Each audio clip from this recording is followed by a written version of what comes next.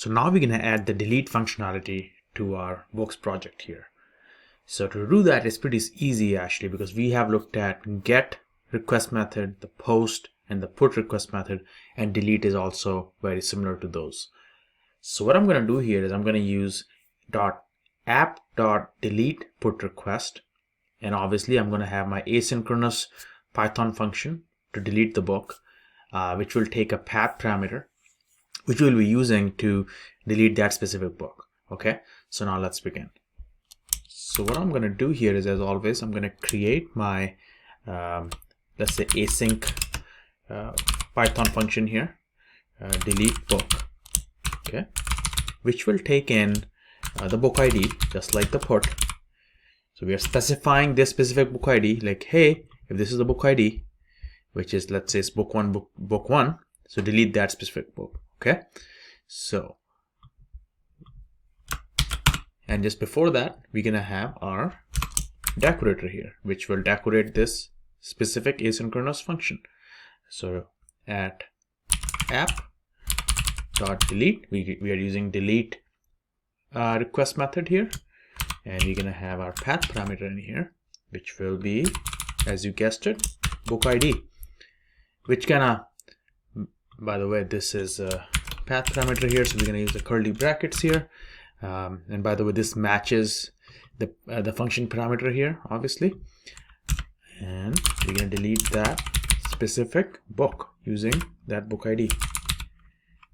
Okay, so everything looks good, and in the end, I'm gonna just specify that, hey, return the book that we just deleted, or return the name of the book that we just deleted. Okay, it's gonna be book ID deleted.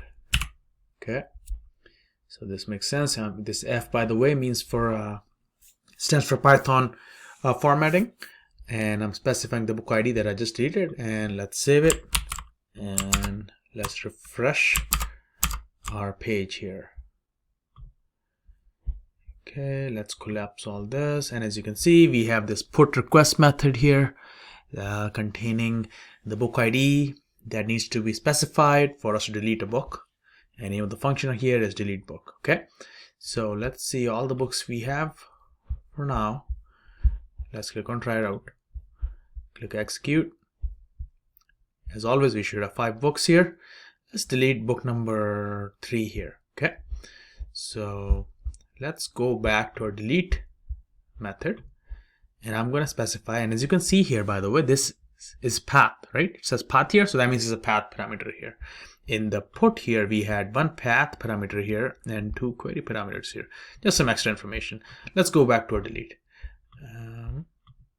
Okay, let's specify book number 3 that I need to delete. Okay, book number 3, and execute. It should return that book number 3 deleted. Yes, so as you can see, book underscore 3 deleted. So that's our response body, and as you can see in the curl command here, we have delete operation going on, and this is how it looks.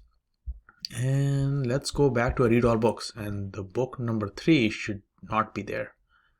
So click execute, and as you can see, book 1, book 2, book 3 is missing. It's been deleted now. Book 4, book 5. So that works. So that's pretty much it as far as the CRUD functionality for our books project is concerned. We looked at reading all books, reading a specific book using get. We looked at post request method, which actually allowed us to create a new book. We looked at updating an existing book using app.put, and we also looked at how to delete a specific book using app.delete. So that's all for now as far as books project is concerned. What I'm going to do in the coming section is I'm actually going to be creating and enhancing this books project using classes and things like that.